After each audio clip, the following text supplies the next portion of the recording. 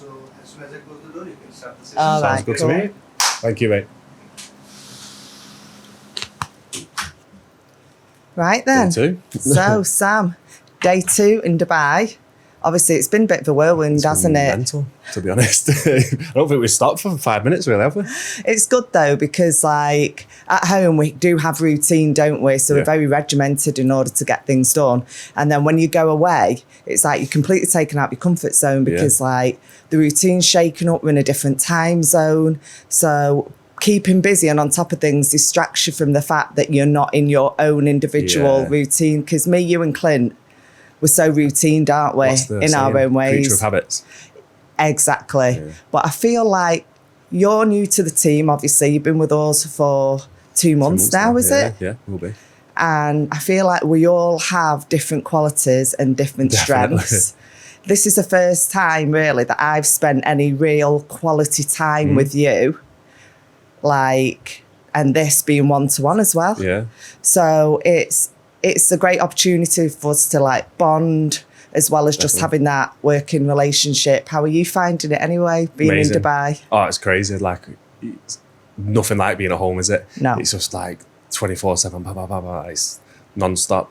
Yeah. It's mental. But it's good, though. I feel like for what we do, and especially like fitness people, I feel like it's 10 times better than at home personally. Yeah. I feel like you can go out and eat a lot cleaner without really having to make really conscious decisions. And when you go out at home, you go, oh, could eat there, but then obviously I'd have to choose that, but then I'd have to ask for like, not to do it like that. Whereas over here, everything's a lot more health It's conscious. like it's catered specifically for people that do what we do, you know, that train hard. Yeah. And like you said, at home, if you forget your meal prep, you're pretty screwed, aren't you? You've You're got going to to make a Tesco or real effort something. to try and make sure you stay on track. Yeah. Whereas over here, it's, I don't know, it's different, innit? You just go out, like went to that mall yesterday and you look and there's health kitchens here and health kitchen there, and it's a lot easier to stay on track. Yeah, you're spoilt for choice, literally. Yeah. And like being in a city as well, normally, whenever I go away, it'll be like a beach resort. Yeah. But being here in the city, like you said, it's super fast paced. And I feel like a week with the kind of intensity that we're working at, because we're still coaching, we're getting content, we're trying to experience as much as we can possible. I feel like a week, and then when we get home, we're going to be like... Yeah, it's like the first day we got it was up till 5 a.m. doing check-ins. Yeah. And we'd been up since 4 a.m. the day before. Yeah. Yesterday was working till 2 a.m. again. It's mental. It'll be the same again tonight. So. Yeah, yeah. I feel like the takeaway for me is, from this holiday so far, only 2 days in, you're capable of so much more than what you think you are if you've not got all the other distractions around you. Like for me, I've got family life. And, you know, with all those responsibilities, it's difficult to be so focused as we are here. So it's nice just to like put all your energy into it. And, obviously I've not got like a family, just got married, but I don't have kids and things like that. So it's a bit easier for me at home because I've not got loads of other distractions. Yeah. But I do feel like obviously when you're away from everything and you're here with 2 people who are doing the same thing, your sole focus is this all the time, isn't it? It's literally get up. When can we train? When can we do this? And when can we do that? And you build day and it's like, wow, I've got the full day plan. Yeah, absolutely. Because we've all got the same goals. We're like-minded people, but completely different energies as well. And I feel like that's what's been good about this so far. Very similar people, all got the same goals, but very different like behaviours and stuff, like personalities. And like yesterday, we was obviously in the Aura bar. That could have been so easy to go up there, do a bit of work in the sun to go, I'll have a beer. Yeah. And then, it's 2 beers, and then we'd have been out till 2 a.m. smashed up. Whereas we all sort of mellowed each other out and egged each other on to let's just do this. And well, it stay on focus. Yeah, imagine if we'd have done that last night. Like, we'd have achieved what we've done today. We've done so much already today. Yeah. Because like I feel like I'm very calm at times. Most of the time, I'm very calm. You've got very calm energy as well. Yeah. And Clint's very high energy. Yeah. So I feel like us two being calm is bringing him to a medium level. Yeah. We're kind of like yin and yang. I feel like I can go one of 2 ways as well. I can be quite calm, but at the same time, I can hit the what we call the fuck it button quite often. Yeah. So I feel like you're mellowing me towards that side of the calming side, which is doing the same as Clinton. That's why we're getting everything smashed, isn't it? Yeah. So would you ever see yourself like living out here? Oh, I always thought no, never. like, oh, it's the buy, everyone goes there because Yeah. it's fancy and blah, blah, but I wouldn't see why you wouldn't, to be honest. Like, I've thought about it. Obviously, I've only been here 2 days, but I've been thinking about, I wonder if I could. Yeah. And I think I could. Yeah. I don't think I could live right in the centre because I think Yeah. I'd get bored of the traffic and stuff, but the commutes aren't really that bad. And like at home, I travel 30 minutes to go to the gym that I train at. So really, it's not that much different. Where I live's kind of a bit out of the city anyway. So when I'm doing anything, I've got to go 30, 40-minute drive into Manchester anyway. So I wouldn't see why not. What Yeah, about there's you? definitely a lot of positives. I feel like if you're coming here just for business, there's nowhere else better No. really for the fitness industry, is there? No. I mean, like even like today earlier, we went and trained together at Benoose, mega gym. My first time was a few years ago, and it was like, wow, it was overwhelming. Yeah. Like it's so spacious. It's like a but like I don't know, a supermarket It's or massive, something. isn't it? It's that big. It's like the size of 10 gyms at home. Yeah. And every room is just specific to like one's legs, Yeah. one's upper body, one's back, one's chest. So it is quite like overstimulating the first time you come, but I mean, you quickly adapt, don't you? Like you we know were what I saying mean? before, I think talking about moving over here and stuff, there's so many people that you can be role models for you. Yeah. When you go in that gym, like I went in with the wrong sort of attitude. I went in thinking, oh, it's going to be full of people stuck up. Yeah. Everyone's going to be looking down on you. When really, that's the worst way to look at it. Surely you should. I did the mistake of thinking that, and then when I got in there, it was like, no, wow, I want to be like him. I want to look like him. I want to do what he's doing. And it's the other way, like I was looking in a negative way, whereas it was positive. Went in and me and Clint spoke to a guy yesterday. I'm pretty sure he was an IFBB pro. And after speaking to him for like 5 minutes, I was like, wow, what are you doing? I'm going to be you. And it's like you've got so many more role models. Whereas without trying to sound in an arrogant way, back home in certain gyms, you might be the big fish in a small pond. Yeah. Whereas over here, you are the smallest possible. You're a piece of plankton, to be honest. In the ocean, you're nothing. So Yeah, I it's feel- like, wow, you got so many role models. And Yeah. perfect, isn't it, really? Yeah, totally. I agree. I mean, if you've got a growth mindset as well, you don't want to stay in the small gym where you're like, you know, the person that's in the best shape or the strongest or doing the best in sort of coaching. You want to like spread your wings and be inspired by the people around you. But I can understand why you might have felt the way that you did, slightly negative the first time you walk in. It's just because you're You see it on stepping social outside media your as well, comfort and zone. it's just full of like top dogs. So you just assume it's the wrong attitude, really. You assume they're going to be obnoxious and arrogant when they're not really. Like say that guy that was an IFBB pro that me and Clint spoke to yesterday. He was a nice guy. He was really lovely. Yeah, it just goes to show it doesn't matter where you are on your fitness journey. You could be the person who's never stepped in a gym before and has gym anxiety about training, or it can be someone like yourself who's in mega shape, knows the shit, and still goes into a gym and gets a bit of gym anxiety. Yeah, 100%. When I was speaking to that guy, I was really nervous because I thought, oh, you're a professional bodybuilder. Like, I've set myself a goal, and Clint knows that as well, to sort of in the next couple of years be a pro. So I was a bit like anxious speaking to him, really, because and it was a bit like, starstruck. yeah. I didn't know who he was. Yeah. But then he showed us like his Instagram and stuff, and it was all on there, and it was a bit like, wow. And then I was a bit anxious speaking to him, so I thought, wow, you're where I want to be. Yeah. So I don't know, it's a bit weird, but Yeah, no, it's good. it's good being around those people because you grow. It's like Clint, I owe a lot to Clint because he's helped me grow loads, and it's you're surrounding themselves with people like that, then you've got no choice to go out. Yeah, keep feeling inspired. It's like when I walked in that gym first time, you know, there's so many girls that are like incredible looking and in amazing shape. And it takes you back a bit because you've not seen it before. No. But then it just becomes like your comfort zone and definitely makes you want to train harder. That's what I mean, yeah. You know what I mean? And evolve. So, yeah, I mean, there's lots of positives being There's here. loads. I don't know if definitely I know consider you it. asked me, you were about to ask me, could I see myself living here? I'll be honest with you, probably not. Just because I've got a family and I need to be closer to them. But I've always wanted to travel the world, experience as much as I can. I spend a good amount of time here. I could see myself spending like a few months at a time. Yeah. But to actually leave everything in the UK and settle here long term, like for a few years, probably not. It's different when you've got kids. I've not really got, obviously I've got family and stuff, but I've not got kids, so it's kind of like a lot easier, wouldn't it, for me to pack up and come over here with my missus? It'd be a lot easier. And I do love, like, you know, the lifestyle, you know, the fact that you can smash it here and earn loads of money. But for me, I think I would get a bit bored. I think if I leave the UK, I want to keep travelling around. Yeah. You know, like immerse myself in that culture, and then like, right, now I need to move somewhere Go else. back home, reset, and then go somewhere else. Exactly, Yeah, I get you. exactly. So you mentioned before that you've just got married.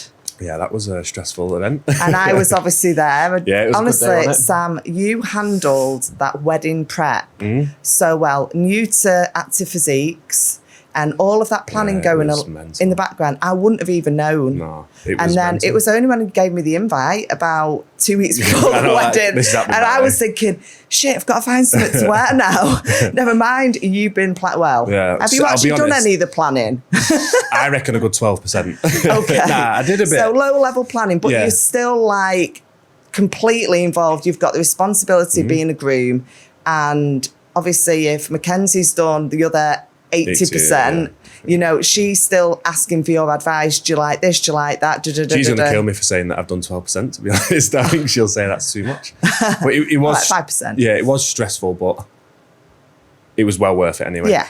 It was more the day that was stressful. Not the day, the morning was the worst, I felt, because it was like, wow, you've done all that planning and it could all just go to pot. Yeah. Not knowing that it's going to... You spent so much time planning it that if one person doesn't turn up, not like a guest, for example, like a vendor, that could have a knock-on effect on something else. That was the most stressful part. But then when everyone got there, it was like, I can't remember. Yeah. It was amazing. It was really good. It went really smooth, didn't it? Yeah, really was a smooth. great And I've one. worked in the wedding industry for years before I actually got into coaching. I was like a freelance hair and makeup artist. I've always worked in fashion, but that kind of done that side of the industry on the side. So I know from being there, the first person in the morning, getting a bride ready, doing her You hair got to and get there makeup. first thing, haven't you? Like, really early. I know those wedding nerves that kick in. Obviously, I don't have much contact with the groom. Yeah. But you and Mackenzie were just like so It was well chilled, wasn't it? calm. Yeah. I've never seen a bride so chilled in my life. I mean, she could have been like on the inside, I think she was, but you definitely handled it well. And it was a Yeah. mega day. yeah, it was amazing. Wish could relive it. Oh, I'll have to do it again. Yeah. With Mackenzie, obviously. But no, it was good. Touching on that as well, so obviously you left full-time employment from that recently, didn't you? yeah. I mean, I've been coaching for, I've lost count now, I think just over 18 months. So I've been managing 2 jobs at the same time.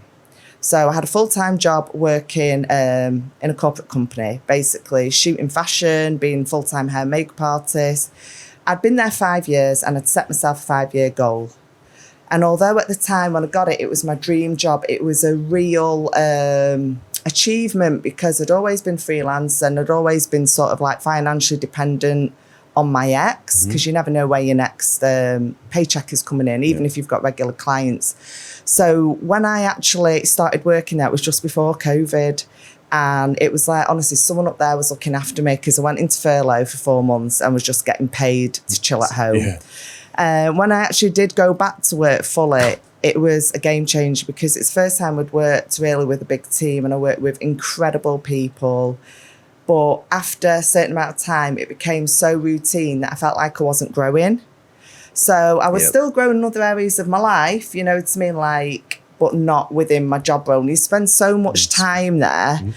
But, you know, it was like double-edged sword. It was like comfort zone, no stress. Do you know what I mean? Yeah. But not growing and achieving at the same time. So when the coaching started up, it was like the perfect timing for me. I was really hungry to do something else. Yeah. And because I've been so into my fitness for like about 15 years now, it was great to actually put all of my experience into the coaching. Yeah.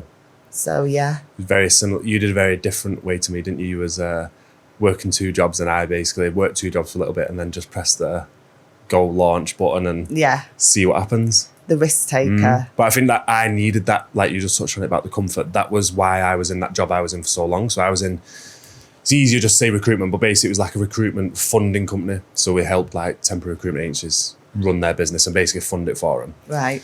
And I was in there from being 17. So literally finished college. And I think like 2 days after finishing college, ended up getting a job there straight away. Right. Which I'm be forever grateful for the people who give me that job, because I was no one. I just come out of college, didn't even know what I wanted to do, was just winging it and applied for anything online. And I think literally the only reason I applied was it was the closest Yeah. place to my house, because it was 5-minute walk. Great so it was reason. like easy, bit of money, gets me Yeah. on the ladder, like I'll just do it. And then grew from there. Like the people that were there did help me loads. Like I started off just working on the phone, worked myself up to then being in charge of people on the phones. Then I was like the office manager, then the operations manager.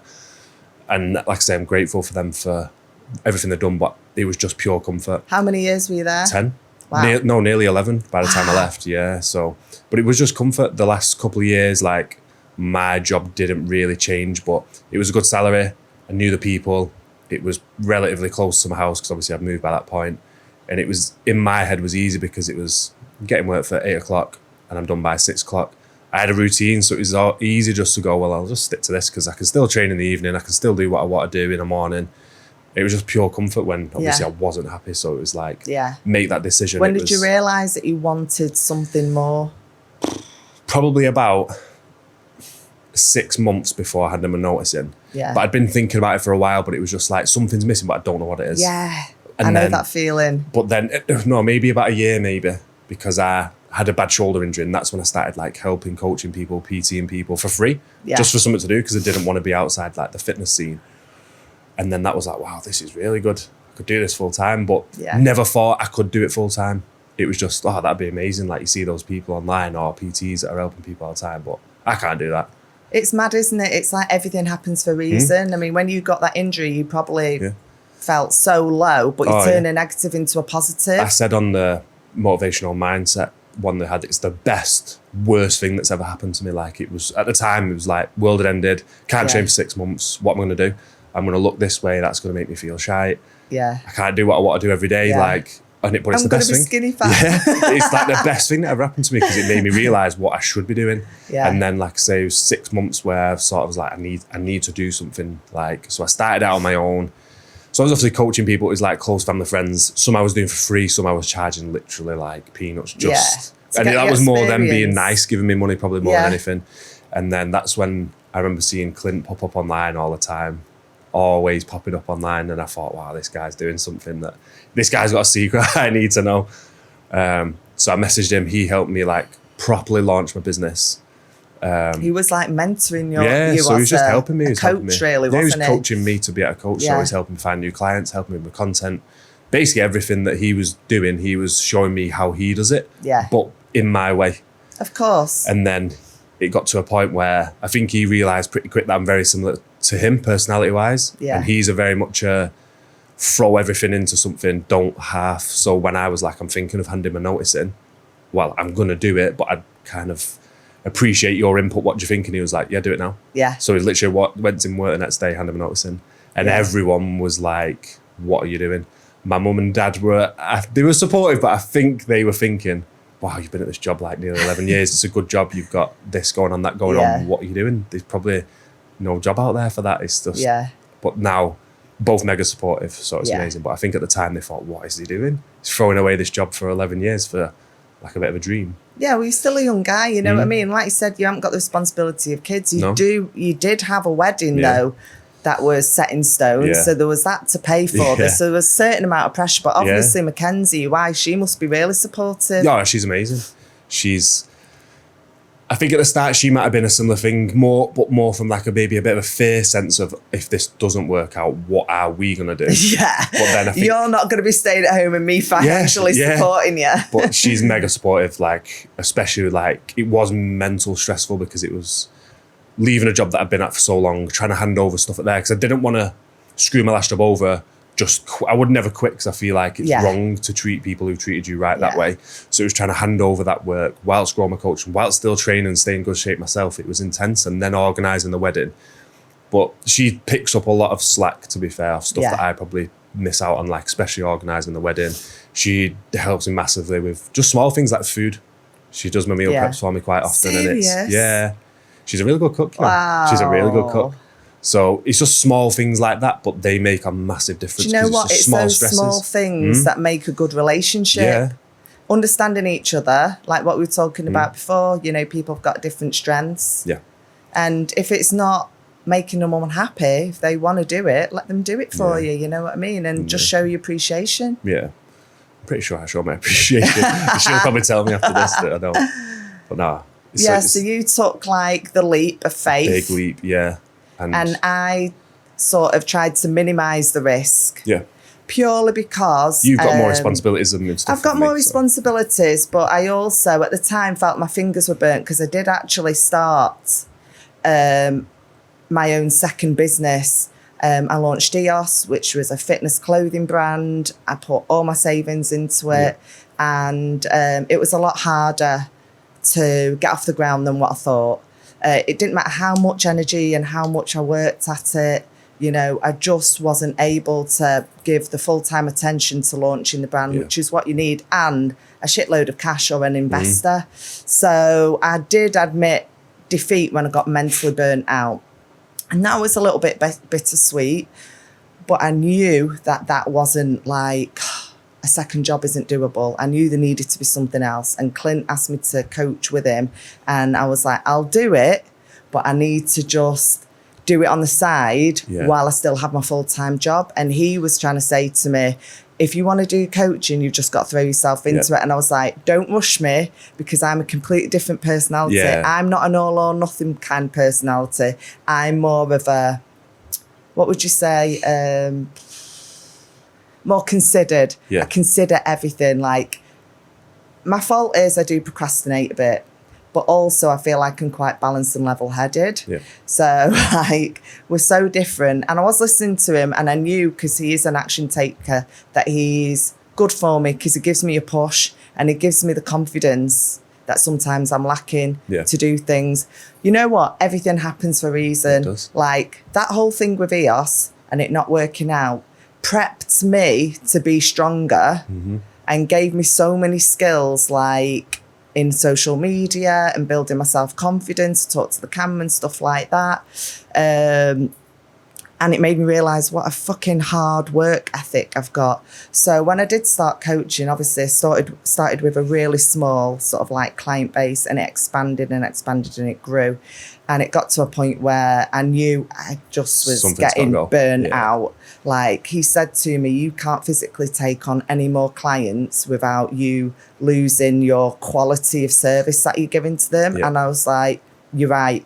But during that maybe 14 months or something, you know, I'd built up my savings, I'd gained my self-confidence and experience within that job role. I felt like now I've outgrown my corporate job, and actually I'm not thinking about that. My mind is distracted. Consumed by that all the time, all I'm thinking about is my coaching, do you know what I mean? And the things that I want to do, but I have not got the time and attention to put into that, such as creating content or even educating myself further. So yeah, when it happened, it was like the fear had been removed.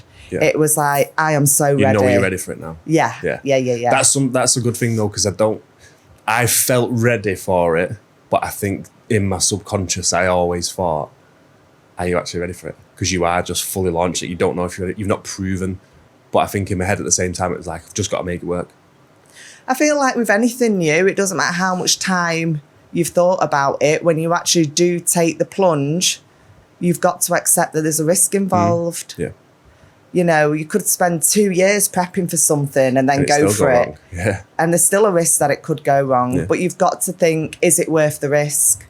And if something isn't making you happy, you have to make space to grow something that could potentially make you happy. For sure. And so I feel like when you know your purpose, that's when you know what makes you happy, because it's purpose, isn't it? So, yeah. You almost feel like it's not really even a job.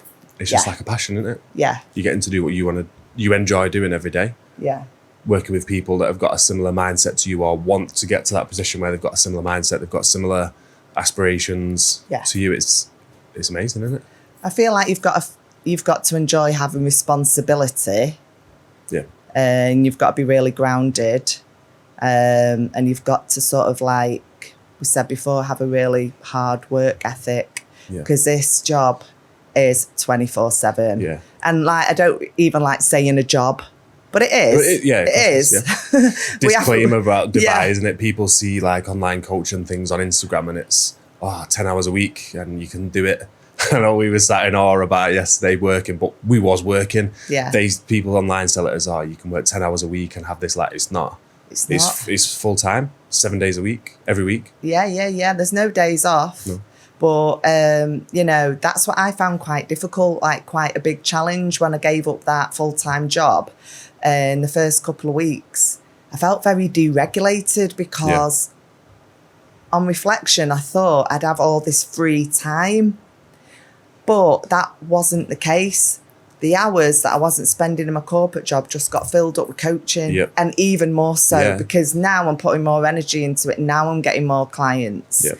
And now I'm sort of like, I don't know, just you're immersed in it and there's no getting balance with everything is really difficult. Yeah.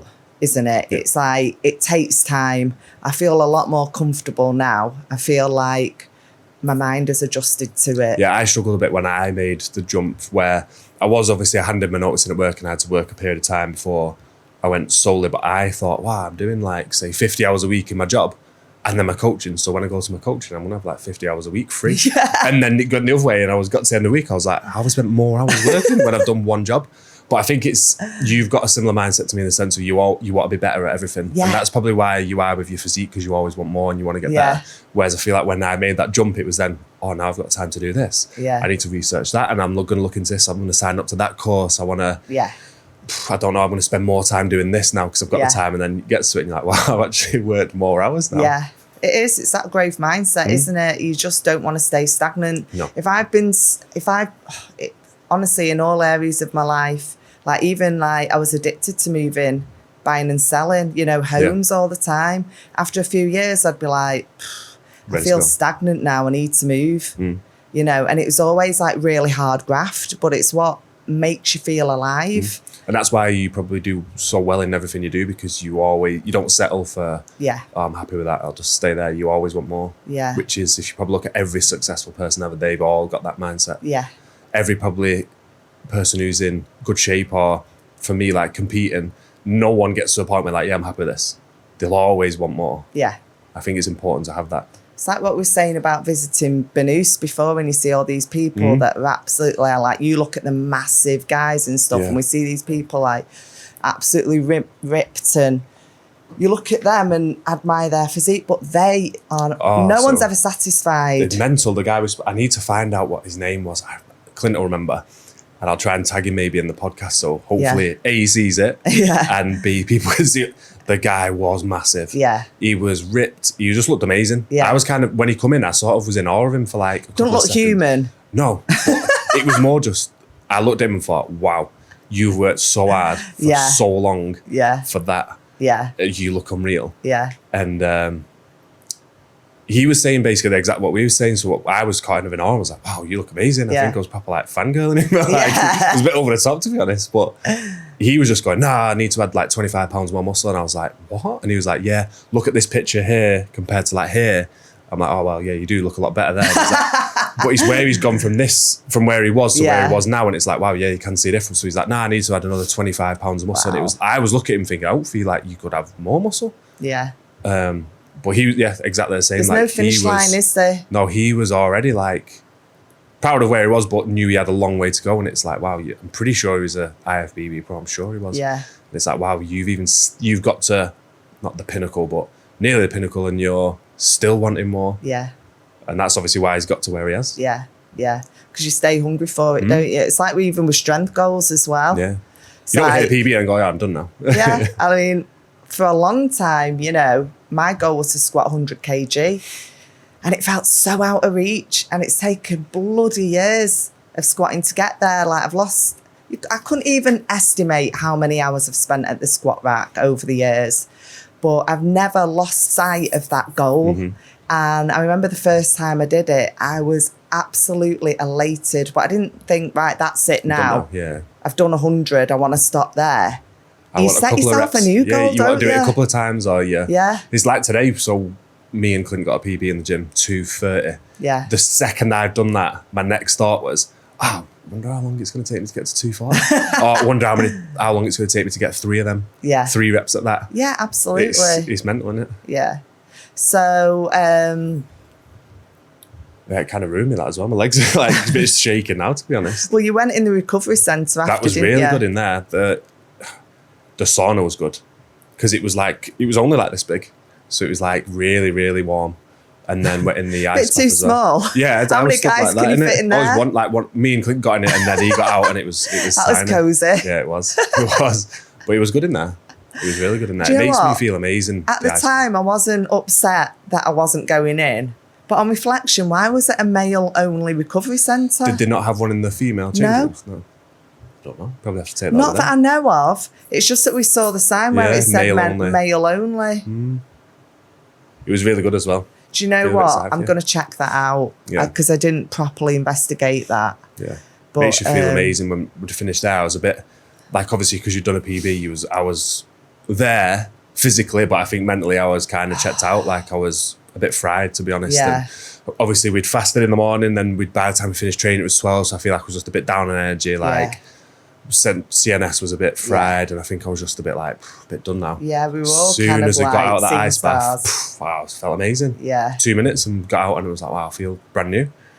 It's mad how much like the cold plunge and the sauna therapy, that heat and cold, has really taken off back at home Yeah, as it's well. massive.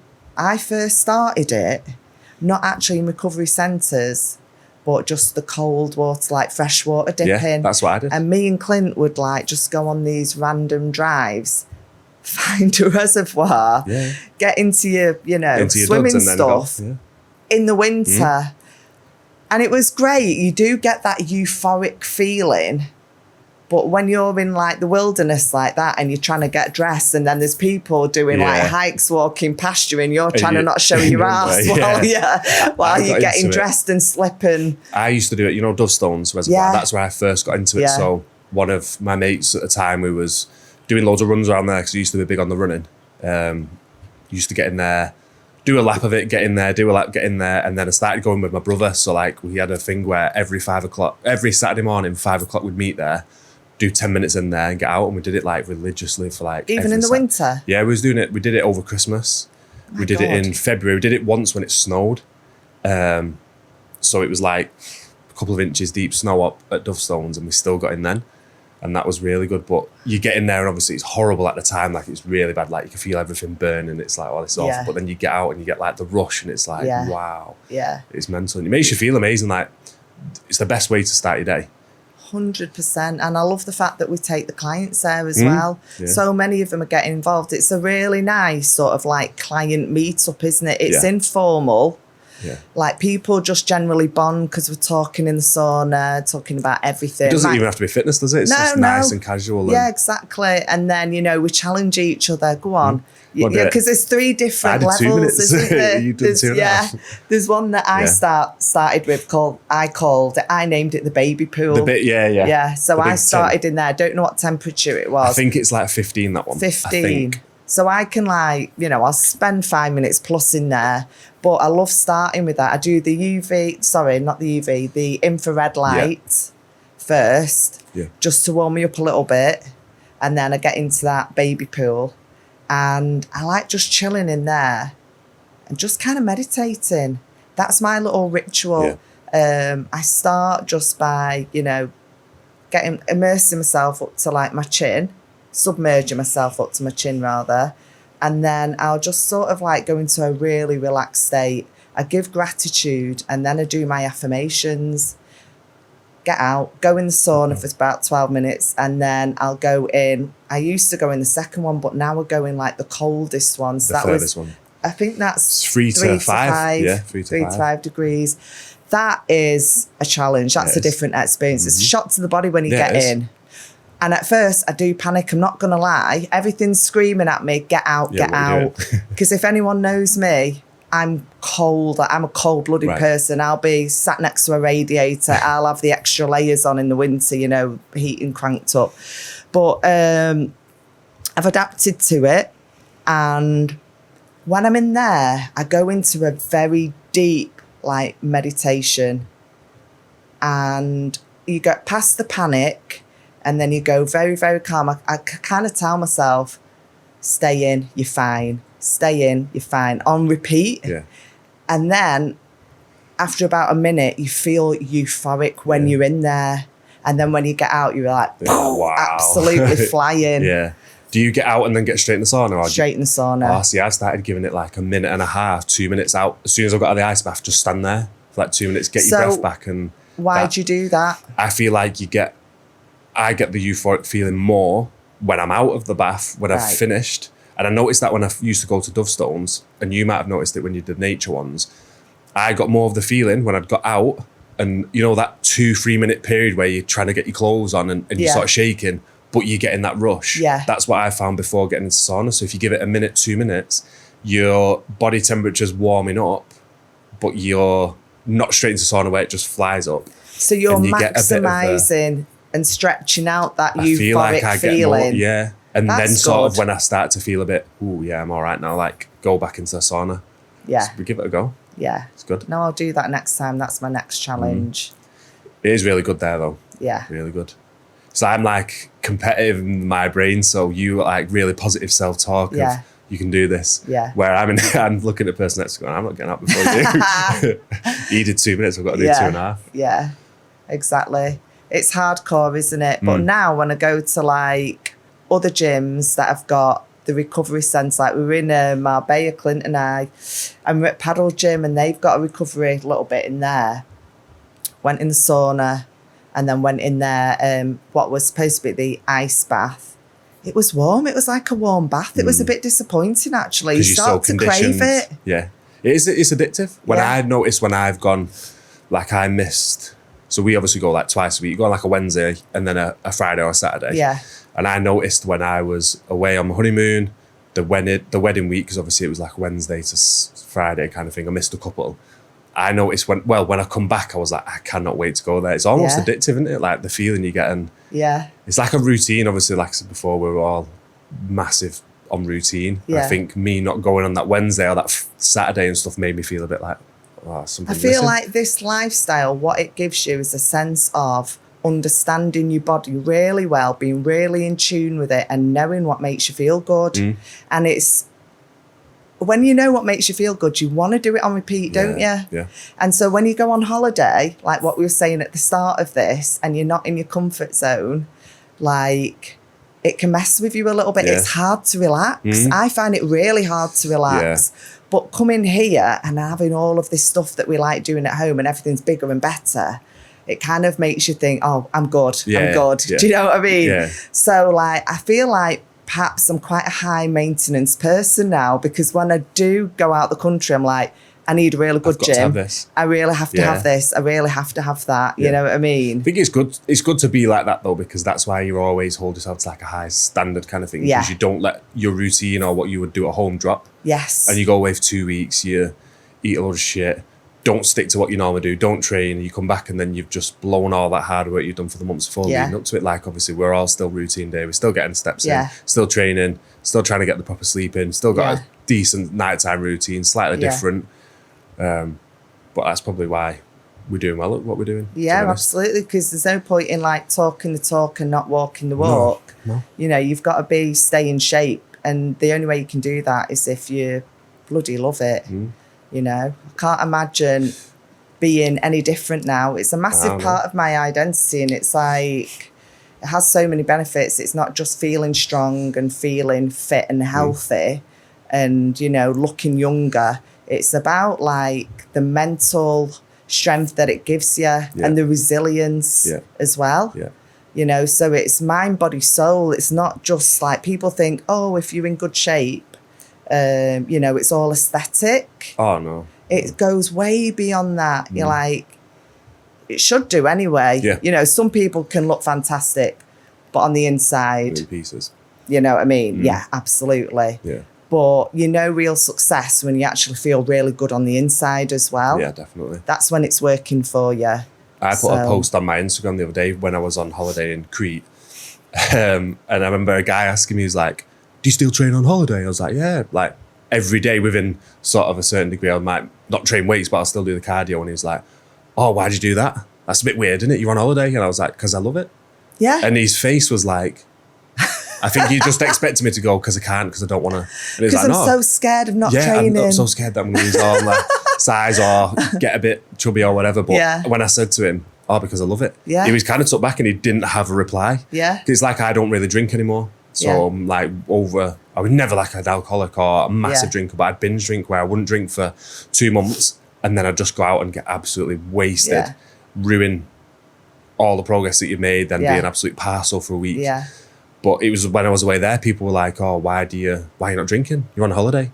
And it's like, people have just got this, when you go away, you just hit the, as we say, the fuck it button. Drink yourself silly, eat loads of shit, don't Yeah. train. But I loved the life and the lifestyle that I've got. Yeah. And that's why I do it. I don't do it to look, obviously looking the way you do is amazing and It's kind of a part of byproduct it. now, But isn't it? it's got to a point where that's just a benefit of what I do. Yeah. I couldn't imagine not training or not eating sort of at set times, and that's just my life now. And like I say, Yeah. when I go on holiday and people are like, oh, why are you eating that on holiday? Like, Yeah. why are you going to the gym? Why are you going Yeah. out and doing steps and Yeah. run? I love it. Yeah. I wouldn't do it if I didn't.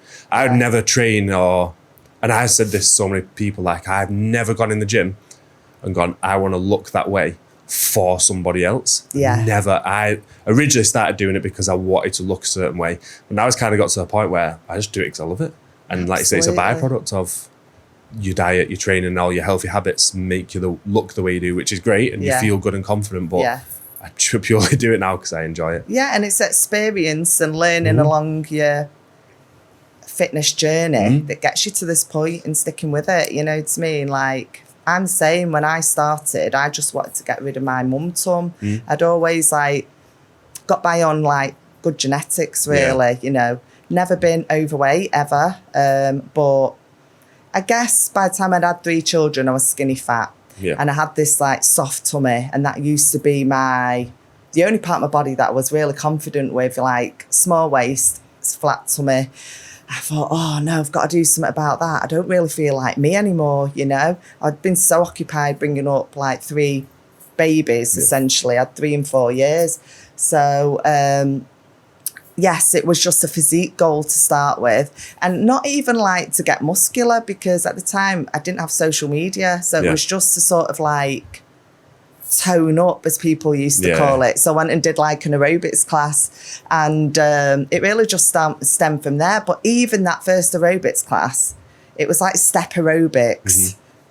Really, really like the most basic class I'd ever done. But I remember leaving feeling fantastic. And I thought, I want to feel like that again. All the time. So I booked into another step aerobics class, and then I went and joined a gym, and then the rest is history. So mine was like similar, but the opposite way. So like I was really, really skinny when I was younger, like really skinny. And my dad was quite big into the gym, and he had like a PT, and he had a friend. The PT had a friend who we used to see quite a lot, who I still see now. He's called James Wren. He's a PT at Olympic and Ashton.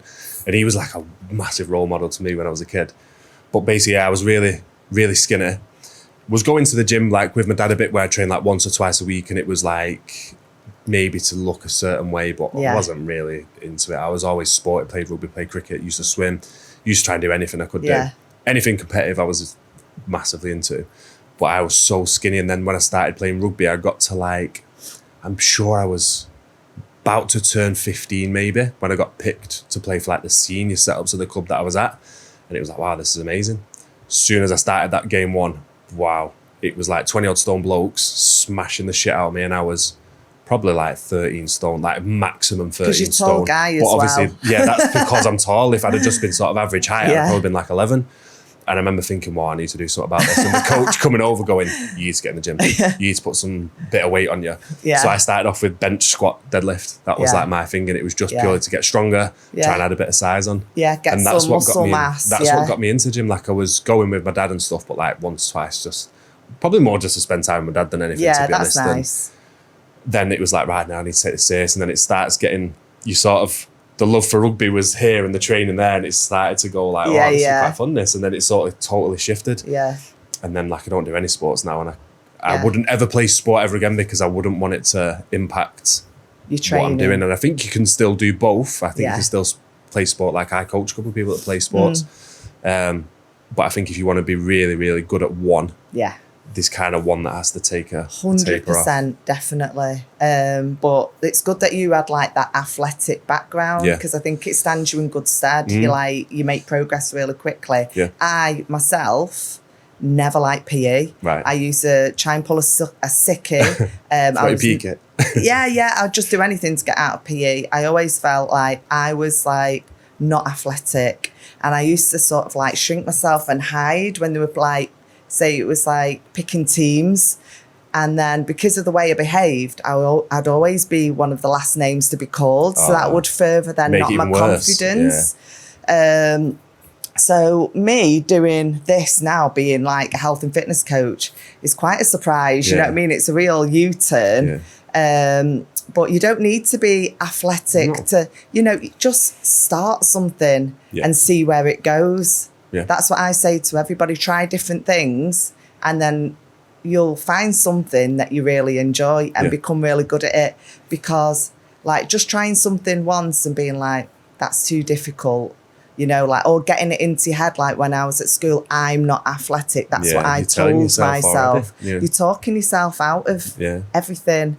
So, I always say, just like, if you like the look of something, try it. Yeah. Why not? What have you got to lose? Yeah, I was like that when I was young. Like I say, I played every sport possible. And then when I was at school, it was like, we're starting a badminton team. I was like, I want to do it. Just wanted to try everything. And then, there's loads of stuff that I've done that like, it's not probably for me. Like badminton wasn't really for me. But you should always try something, because you never know. Like when I competed this year, I really probably never had an intention to ever compete in like bodybuilding, men's physique or anything like that. But then sort of Clint mentioned, he's doing this show, and it was like, are you doing it? And I was like, well, yeah, if you think I should, definitely. Yeah.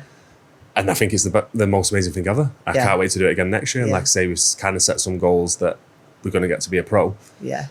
But I would have never really thought of even doing that until I had it, give it a go, and it was like, wow, this is amazing. Yeah, like just need someone sometimes to plant that seed in your head as well. Yeah. But I think what we've come to realise is, don't ever say no to opportunities. Try anything. Yeah. Because you don't know, do you? Yeah. And not just within fitness, stepping outside of your comfort zone, doing things outside of fitness. Like for me, my biggest fear was always talking in public or talking on camera, unless it was like a selfie camera on your phone, because you can edit you can think, I look shit on that. Yeah. I stumbled there where that was like me. So like I'd say a big thing for me was like, I'm not public speaking because I've never really done it. Yeah. So I actually was like, I feel pretty confident about it. When we did the live event, I sort of jumped in the night before and threw a presentation together, and I was like, I'll speak in front of people. Like I'm confident in what I'm saying. I know what I'm talking about. Confident around the people there, because obviously we know quite a few of the people there. But then when you get up in front of everyone, it was like, well, I was well more confident than I thought I was, than I should have been, because it was like, there's a lot of people here. But put yourself outside that comfort zone. It's like, I wouldn't, now I've done it, I'd definitely do it again. You wouldn't shy away from it, would you? No. Because after you've done it, you feel elated. You're like, wow, that was me. I fucking just did that. Yeah. Do you know what I mean? And the fear factor of doing something big again is gone now, because you've done it. You've done it still get nervous, but my nerves come the week leading up to it, because I'm like an overthinker by personality, really. But then on the day, when I actually got on the stage both times to do the public speaking, I'm not saying the nerves vanished, but once I opened my mouth and said my first sentence, I was calm. That's because the nerves, you're good at what you do. You're good at talking, and what you're talking makes sense. Yeah. So the nerves are there, but might be there purely because you feel like they should be there. Yeah. Because once you actually get to it and you start talking, you wouldn't think you was nervous at all. And I think someone said to me before, if you've got zero nerves before you do something, it's not big enough. It's not big enough goal. No. Do you know what I mean? Yeah. You do become this is the thing that I always talk about on my social media, about setting yourself goals. Like once you start to step outside of your comfort zone, try new things, whether it be a sport or public speaking or dating or whatever it is, doing something outside of your comfort zone. Once you start and you realise that the build up to it was scarier than the actual event itself, and you've achieved something, you've accomplished it, makes you feel so good, and it gives you that confidence. It's like I say, it's like ripping off a new layer. It's exciting. It's like unlocking a new level to yourself you didn't know existed. Yeah. Then you're like, I want to do it again, and I want to do it better. Yeah, Mackenzie's quite like that. She's like very anxious person, nervous about trying new things. And obviously I'm the kind of person who's like, oh, I'll try anything. Yeah. And I think I've started to rub off on her where in the past she's said to me like, I would never try that. I'd never do this, never do that. Whereas now she's so much more confident when I met her purely by the fact of just trying new things, putting herself outside her comfort zone. Like she's very shy, anxious. She doesn't come across that way, but not at all. Oh, she's really, really shy. Are you serious? Yeah. At the wedding, honestly, when I met her for the first time at your wedding, she made me feel so welcome. You know, like there was no awkwardness because I felt like I was gate crashing your wedding because you were the only person that I knew there. It's a bit like one. And I was like, you know, Clint and I together, we didn't know anybody else, but everyone made us feel so welcome. But like with Mackenzie, I just thought, you're really calm, you're really confident. Like she did a speech, like she was funny, like... I don't get it's like, mental, innit? Like the first time I met her, I thought, wow, she's wild, like ultra confident, blah, blah, blah. Went on the second date with her, same thing. I was like, wow, she's like, never met anyone like her. She's mental. Like she's so confident, so outgoing, so like speak to anyone. Yeah. And I really like that. And then when I took her out, like maybe for like the third or fourth time, it was just us in like, we were just walking and talking about stuff. And I was like, wow, you are not what I thought, not in a bad way at all. Like more of a sensitive side. Yeah, like you're very shy and very self-aware kind of thing. But she's putting herself in loads of situations where she throws herself outside her comfort zone and she's got so much more confident from that. 100%. So I think it's massively important to do that. I feel like for me, I was already on this journey for a few years before I met Clint. Like for a few years before the end of my marriage, I'd really started to challenge myself to do things that I'd never done before. And then when my marriage ended, I continued on that journey. I think sometimes it was really positive distraction to get through hard times, you know what I mean? And then Clint and I met and he's so different to me. Like he's very impulsive and he goes at 100 miles an hour every single day. Yeah. And I'm very sort of like, I'm much more of a serious personality. I love having a laugh, don't get me wrong. But I've mentioned before, you know, I'll really consider things, like really consider before I make a decision. And he's taught me to just stop overthinking, just do it. Yeah. And that has pushed me on further in this last couple of years than I think I've done in my whole life. Yeah. It's good though, isn't it? Because obviously the opposites attract thing. Yeah. Like used to work in obviously the relationship sense and the working together sense because he's very much throw everything in 100% now, blah, blah, blah, which is great. But then in some senses it is good to be like you where it's like, well, hold up a minute. Think this through. What we're doing then? What we're doing then? What we're doing then? And it's like we were saying yesterday, me and Clint said, like, it's a blessing that you're here because I'm quite similar to him. I don't think I'm as 100 mile, but I'm very much a do it now. Yeah. Don't mess about. He calls you an action taker the same as him. Even though you've got different personalities, you've both got similar habits. Yeah. Like, and I think you being here is really good because I think if it was two action takers, like anything could happen. Like, God knows what would have happened. But especially that aura place, I think you being there definitely helped us not maybe have a drink, which it's not a bad thing to do that. But well, you'd already been like not drinking for so long. So it was like, why would you do it now? Yeah. Do you know what I mean? I think when you said that, it was like, well, what am I even thinking about? Whereas, because my sort of brain went to we're away, we're in a nice place, we're doing great, deserve a treat. Yeah. And then as soon as you said, but you don't want to do it, so why are you doing it? It was like, wow, that's what am I doing? Yeah. But my 100-mile-an-hour brain had skipped past all of them straight to, I'll treat myself. Yeah. And if, like, say, if you hadn't have been there, we'd probably both done that. I mean, I'm not teetotal. I'll never say that I don't drink because I'm a moderator. So for me, I don't have alcohol in the house and I don't drink really, I'd say majority of the time. But like for your wedding, I had one or two drinks, you know, maybe Christmas or whatever. It's my birthday or I'm on holiday. Sometimes I want to relax and just have a couple of drinks, but it bores me. Like I've been there, done it, worn the T-shirt. I've had years in the past of having the most monstrous hangovers that I wouldn't want to relive that. Yeah. And so I've got much more positive, better things going on in my life. Yeah. And I love waking up feeling fresh in the morning. Yeah. So that's always in my head. It's come to a point now, though, where I'm not having to talk myself out of having a drink. Like, oh, you know, like, there's nothing worse than being on a night out, having a fantastic time bonding, drinking with your mates, and then you get the beer fear and you're like, I can't drink anymore, but I want to. Yeah. I've got totally past that now. I'm happy to go out and just drive, or I'm happy to go out and have one drink, and then the second drink, I'm like, I've lost the taste for it. Yeah. I just want a soft drink or a coffee. But the biggest game changer for me was like our Active Physiques Christmas party last year. We had the photo shoot in the morning, so up and out the door by 9 a.m. Did the whole group photo shoot. Then we had a staff sort of meal straight after that. And then we had the Christmas party. So it was a good till 2 a.m. and I'd had one drink. Wow, that's good. And I felt like I could socialise better. Yeah. I felt like I maintained my energy all day and night. I wasn't crashing.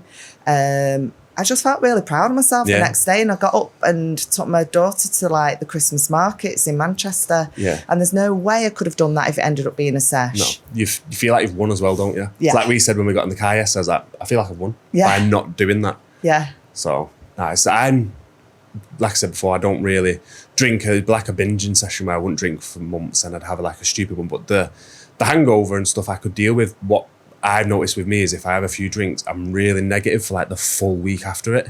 I feel guilty. I feel like I'm supposed to be this image of, and I've just gone on and just got absolutely wasted. Then I feel like I can't talk to people because I almost feel embarrassed of like, wow, that's what I was behaving like, or that's not who I am. So I feel like I'm being fake and I get embarrassed. And then like I always say to people, like after I had a beer, I sort of go MIA for a couple of days, and it's not because like I'm dead rough, as it's more just of like, I feel like ashamed sort of thing, which is wrong to be like that, but that's how it makes me feel. So that's why I think so for me we've both it's not, got different after feelings, like negative effects. For me it would just be like feeling super hangover, ill, like sick, like headache, and just like losing my appetite and having no strength in the gym, and you know, just exhausted. And like for you it'd be more the mental of like, what have I done stupid, blah blah blah, and then your training's off for a week, and then even though you might get straight back on your food, you don't digest it properly because you've got all the shit in you, and you don't sleep proper. Like you can get straight back on routine, but you're not really back on routine because you're not operating 100%.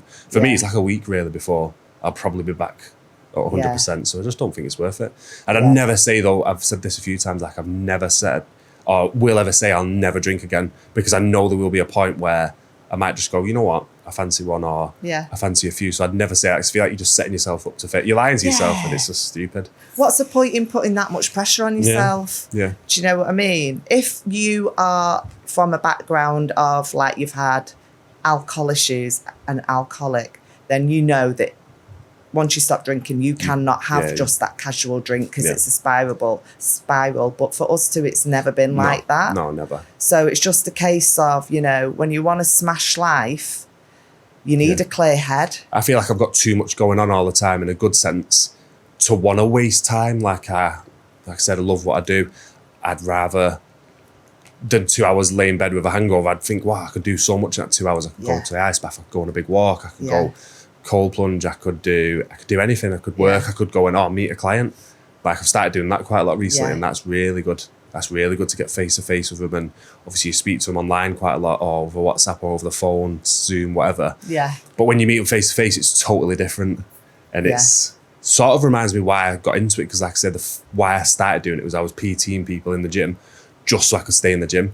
Yeah. And when I do that, it kind of reminds me of, that's why I started this. I love seeing, and when you see someone who's like changed quite a lot from where they started to where they are now, not even like a proud feeling of like, I've helped them. When you see they're proud of themselves, that's like, wow, that's better for me than going in the gym and hitting that PB today. Like, that was good. It was cool. It was funny. It was nice. Felt good about myself. But when I've met a couple of clients face to face, and you see how happy they are with how far they've come, like Jeff being one of them, like when I speak to him now, the way he talks about himself is amazing. It's priceless, so proud of himself. And he's like, every day messages me, I'm proud of myself. And it's like, that's better than anything I could do in the gym. I love that. Yeah, 100%, totally priceless. And I didn't know that I would ever get that sense of achievement through coaching. I'd watched Clint's being a coach, and he's so bloody good at it. You know what I mean? He makes connections, deep connections with people. But I didn't know that I would get that feeling. And it wasn't actually until about full-time coaching that I had the availability to go and meet the clients face to face, or when we've done live events that generally fall on a Sunday and stuff.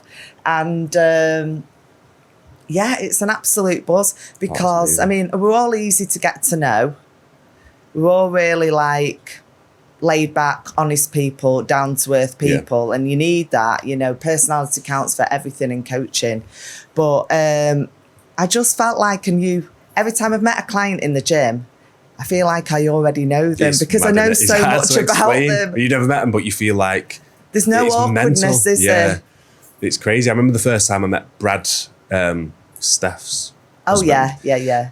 We had like straight away, me and Brad hit it off, and we was having like a bit of banter between us, and he was smashing it, and I think that's what made it so good because he was doing so well. It was an easy, like between us, we was working together great. And when we met each other, it was on his birthday. We trained at Flex and Tone. Well, there's a compliment. He's meeting you on his birthday. Booked the day off for me, he said. I didn't know. He booked the day off, and then he was just like, I'm not doing anything. So I was like, oh, well, went to Flex and then went to Contrast, and that was the first time I went there. I think we was together for like, training maybe an hour and a half, traveling like, probably met three, maybe even 4 hours we was together. And obviously I'd never met him face to face before. And it's like, it was weird. It was as if we'd known each other for years. Yeah. We trained together, then we just sat in the sauna just talking about things. And it was like, wow, this is life. Mental. Yeah. No, it's great. And it's like when I meet the female clients as well, like you don't really understand that we're kind of like a role model for them. And so, and then you meet them in the flesh and you've already built that connection with them anyway. But then when you have that rapport that you don't get to have online, you're like, wow, this is like such a buzz, actually meeting them in person and, you know, spending that quality time going through everything with them. But I love it. Yeah, it's great. And you can tell they really appreciate it as well. Like what people have said to me and stuff, it's like that when someone takes the time to message you and go, I really appreciate that. It just makes you feel really good, doesn't it? Yeah, it makes you want to share it, doesn't it? It makes you want to do more. Yeah, and when you want to share it, you want to put it on your social media, not to be like, I'm better than anybody else. I am, look at this. It's like, it's more from a perspective of, look at what we've created. Do you know what I mean? Such an amazing like community. And it's not just me, you and Clint. It's like everybody within our team that we coach, like, we just attract fantastic people. Yeah. Everyone we've got on's great, aren't they? Yeah. And the biggest thing, like, and what a lot of people say when I might ask them for like a bit of testimony after a session is the number one thing that always comes up is community. Yeah. Like, that's one of the first things people talk about, the WhatsApp group or the live events. Yeah. They don't feel like they're in it on their own, or they don't feel like it's, say you've got a girl, it's just you and her, or say it's a male, it's just maybe me. Yeah. They feel like part of a big team. And that's the biggest thing that people have said to me. Gives you a buzz. It's like us being here. We're not involved in the group chat as much because we've got so many things going on. We need to be focused, but like we'll dip into the group chat and there's about 200 missed messages. They're all, like you said, still flying, really supporting each other, having banter. So for them, it's not just the buying into us. They're getting this like whole new, it's kind of like, a social life really, isn't it? Do you know what I mean? And when they do meet each other at the live events, that's a buzz to see them all like getting on with each other as well, because they're all so unique, got different goals, but with the same mindset to improve their lifestyle. They're all on the same journey, aren't they? Yeah, improve their health, improve the mindset, or improve, just their lifestyle for different reasons. Yeah. So that's definitely the common goal. Whether you've got someone who wants to compete or someone who just wants to lose a bit of weight off, even just feel better about himself. They're all on the same journey, aren't they? Yeah, defo. But just touching on the live event, that was mad, the last one, because like when we'd finished, it was just like a bit of a meet and greet. It was weird, like... You're famous. Yeah. In a small way, famous of a very small F. Because, when people want to have the picture taken with you, I was a bit like, what, with me? It's weird, isn't it? It's a strange feeling. Yeah. But No it was one asked for a nice picture though. of It was a warm feeling. It wasn't like an egotistical one. No, yeah, you didn't feel Yeah. like, oh, people want Yeah. a picture of me. Yeah. No, it's like a respect thing, isn't it? Yeah. You feel respected by them, which is Yeah. nice. I was quite taken back actually by the amount of strangers that were there that weren't actually on our team that were coming over and said, wow, you're this, you're that, you've really inspired me, you're really strong, this, that, and the other. I really loved hearing your story. I was just really touched. Yeah. Do you know what I mean? It made me feel like, wow, all the adversity that I've been through in my life, it's brought me to this point. Yeah. If you told me even 2 years ago that I'd be doing what I'm doing now, Yeah. and females coming to me and saying I've inspired them or made a difference their life, made them make decisions, brave decisions, I'd be like, No. get lost. What, in a parallel universe? Yeah. You know what I mean? Yeah. It's crazy. But your story's great, isn't it? Because of like, I feel like mine's not. It is It's- great. Yours is amazing. Yours is Mine's just- relatable to guys Yeah. within your niche. Yeah, Mine's yours relatable. is like, It's- yours is amazing for females, isn't it? Well, thanks, but like, it's sinking in. Do you know what I mean? It is Yeah. sinking in. Like, if anyone had given me a compliment years ago, I would have gone, "Oh no," you Yeah, know you what I kinda mean, brush it and been off. really coy. But I'm owning it now. Yeah, you Do you know should what do. I mean? Because I'm like, you should sit back occasionally and appreciate yourself Yeah. for not giving up on yourself. Yeah. Do you know what I mean? Because we are so busy all the time. We're always like, next thing, next thing, next thing, next thing. Yeah. Actually taking a minute to just sit back and go, Yeah. that's been a roller coaster. I had a moment like that yesterday when we sat in that aura and I was Yeah. doing my check-ins, and it was like I got like to a point where I had like a couple left, and it was obviously when we went up, it was dead sunny, dead like middle of the day, and then by the time we finished, like the sun was going down. I sort of, it was like a weird moment where I sort of looked up and was like, wow, what? It was as if like the last 18 months has just like happened, and it was like, wow, I'm sat Yeah. on my laptop working, doing something I thought I'd never probably be able to do. I could Yeah. try it and see what happens. Yeah, Sat in the Aura Lounge in Dubai Yeah. with like great people, yeah. and it was like, wow, not I've made It's it moment. kind of like the lifestyle that you dreamt of. Yeah. You had a minute where you woke and thought, I'm living it. That's what I meant. It felt like I'd been dreaming for ages. Sort of, it didn't hit home what I was doing until it was honestly so strange. I looked up and it was like, wow, not that I've made it moment, but the almost of like, wow, I actually Well, can't you believe have this is happening. kind of. Yeah, You have kind of Yeah. made it if you're happy. yeah, that's more If what you it is. felt that Yeah. amazing sense of achievement. Oh, it was weird. It was like a kind of a euphoric feeling again. Yeah. Like it was like, wow, this is mental. Yeah, it It is. was nice. Yeah. I sometimes, quite often get those, it's almost like a spiritual experience, really, when I'm doing my morning walks in nature. Yeah. Like, I'll be walking, and normally I'm doing some sort of video for our WhatsApp group. Yep. Something, mindset or fitness related. And then I'm just sort of like being a bit of a nature geek, looking around me, thinking, wow, this is really beautiful, I've learned to appreciate all seasons Yeah. now. I used to just be a summer Summer, person. yeah. I'd be like, skip autumn, winter. But autumn at the minute at home is just like stunning. It's All the leaves and all the nature and everything changing.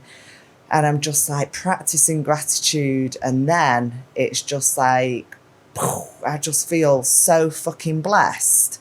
Do you know what I mean? And Yeah. it's not that my life is perfect. Far from it. I've got stress all the Yeah. time, because you do when you have children, Yeah. especially children with special needs.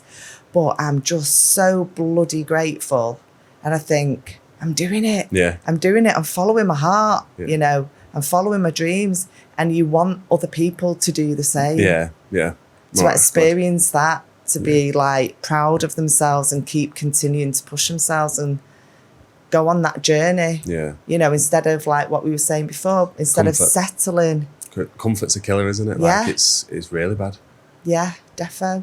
That morning walk's a good one though, isn't it? Yeah. So I used to walk, but I'd walk to the gym to do cardio and walk back, but I live just off a canal. So I've started walking over my house, jump over the canal, and then walk to, I don't know if you've heard of it, Tandle Hill. No. But it's in the middle, and it's like, you basically walk through like a bit of a farm, then you go through like a bit of a woods, and that's amazing. Like you walk through there and you can't walk through there and get back home and not be in a good mood. Yeah. It's so strange. Like even if you fall over, get muddy, whatever Yeah. bad thing could happen, you get back, you're like, oh, I feel amazing. Yeah. It's so totally. good. Thinking about like what you're going to do that day. Like I write down in my phone what I Yeah. want to achieve on that day, Yeah. what I could potentially do a different day. So I know, Yeah. right, I'm going to smash these things today. And then when you get back, you just feel great. 'Cause you feel like you've set your day out. Yeah. You've started with something positive, Yeah. healthy, and you can't not be in a good mood. Absolutely. And when I get clients that have never had that routine before and they're quite resistant Yeah. to try it, they're like, oh Yeah. no, I can't do steps. I'm like, what do you mean you can't do steps? can't You walk. walk, don't you? Yeah. Why can't you do steps? And they're like, oh, you know. And if they're being quite negative about it, this is the only time that I find myself being a pushy coach. Yep. Because I'm like, don't knock it until you've tried it. You don't understand the benefits. It's only 20 Getting minutes that as well, vitamin isn't it? D in your eyes every morning, that natural vitamin D, boosts your serotonin, like sets your circadian rhythm. Yep. You know, it's great for just everything. digestion when you Absolutely start walking, everything. Yeah. Yeah. Oh, That it's feel-good a really big factor. one, isn't it? Yeah, and like what you said, you know, like setting your intentions for the day, Yep. taking that time out in the morning, it just, because some people may not know that your cortisol is highest in the morning. So for me now, that nature walk makes me jump out of bed. Yeah. Because once I start walking, like, because I've got canals where I am as well, just in every direction. And as soon as I start walking, it's just I've got mental clarity. I can just declutter, you know what I mean, and feel really positive for the day. That's when I'm at my most positive and Yeah. my most productive straight after a nature Yeah. walk. Sometimes in a household in a morning as well, that can be a stressful time. If you've got kids and stuff, it's Yeah. rush round, to do this. Yeah. Or if you go into work, it's like get up, get in the shower, get your food, go. Yeah. Giving yourself that extra 20 minutes in the morning just brings you sort of down a bit. Game doesn't it? changer, isn't it? Especially Massive. if you've got like a long journey to work or stuck Yeah. in traffic, like what I used to have every single day. Just full stress morning then, isn't Yeah. it? Get up, rush, grab this, go Yeah. and sit in traffic. Yeah. People then slam a black coffee because they're tired in Yeah. the morning, when that's one of the worst things you can do for your Yeah. cortisol first thing in the morning, Yeah. isn't it? Coffee. Yeah. Which 99 probably percent of people do first thing in the morning. So I won't have anything like that until I've finished my walk. Yeah. Do you do the same? Do the same. Start off with some salt and water and my creatine, and then do my nature walk. And then actually, because we walk, we get a lot of steps in the morning, don't we? Yeah. I'm normally a bit like, a Need bit something, tired, yeah. and then have my like little caffeine Yeah. kick. But it's not instantly as soon as you get No, up. Yeah. no, it's about 2 hours after waking. Oh, yeah. So it's Yeah. well into So it. it's like the perfect time then. Yeah. And then I'll Yeah. like start to be productive on like my work Yeah. and everything else. Do you write like your goals and stuff down that you want to do from the day, or do you just sort of have it in your head of I'm going to do X, Y, Z? I have to write things down Mm. because I feel like otherwise I've got 100 windows Yeah. open and I cannot focus on anything because I'll start something like, got to do that. And then I start something. And you can't actually physically multitask. No.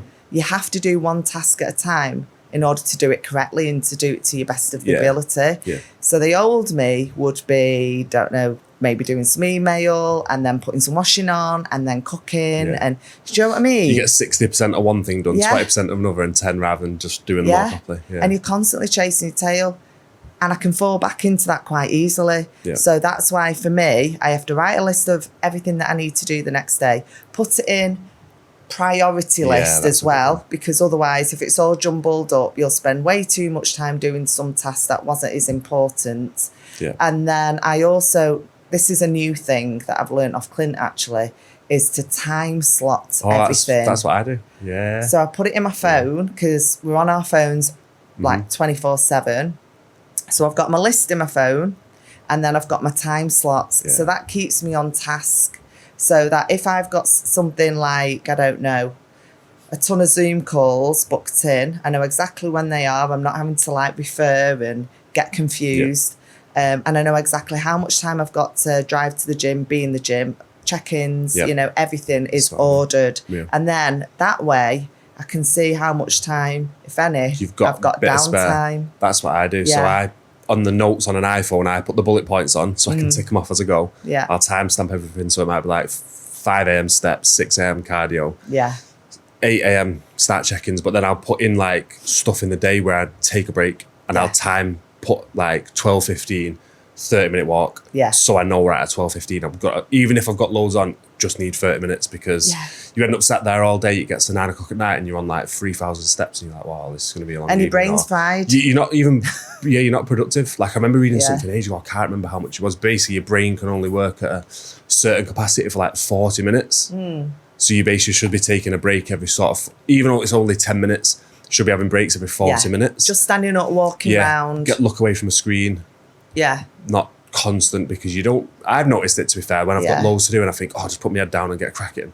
Yeah. By the time you're 3/4 of the way through it, you're not even making sense with half the stuff you're talking about. Yeah. Your mind's wandering, isn't Yeah. it? For me also, I schedule my afternoon nap as well. Yeah.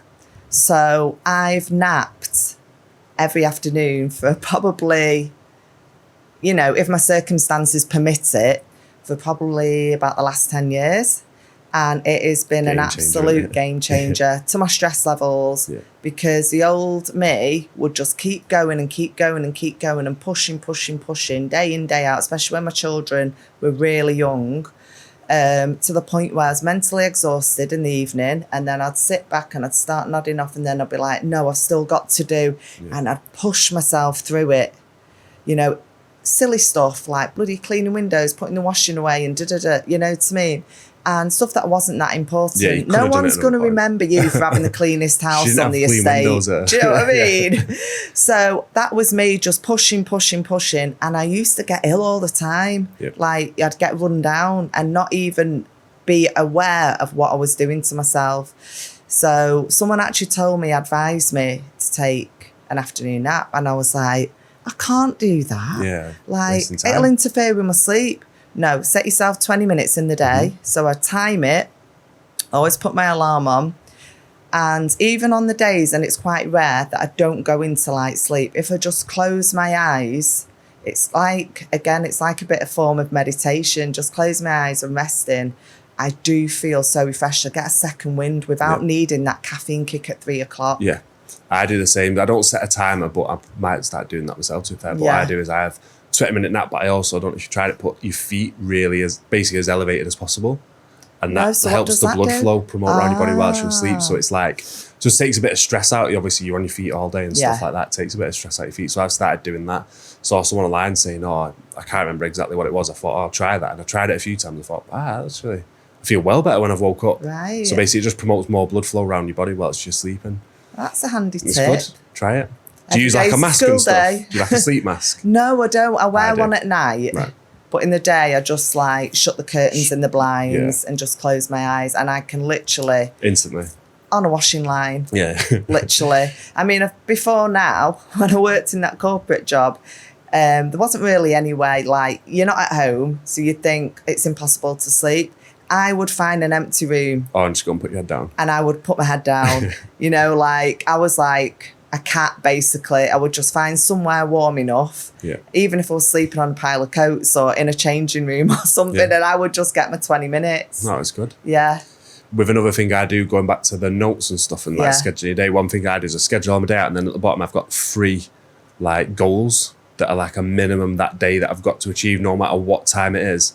I'm not going to sleep, so I've done them. And they might even be small things, but it's just I know I can't go to bed basically until I've finished doing that. Yeah. So that's a really good one. You use it well, eh, to tires? How long does the podcast even for? Basically just said, crack on, yes, didn't it? it's really too if you want now. Oh, right, Oh, do okay. it. Well, that's it. It's 20 past 5. Yeah. Oh shit, I've got a call. 20, 30. I've got a call at 6 as well. I stopped him because he was there all day. They didn't have a timer. It's good that. Yeah, in big shots. No. That looks nice in there. Well good. Oh shit, so bad. Yeah, you know what happened that day when they didn't even know what time it was. They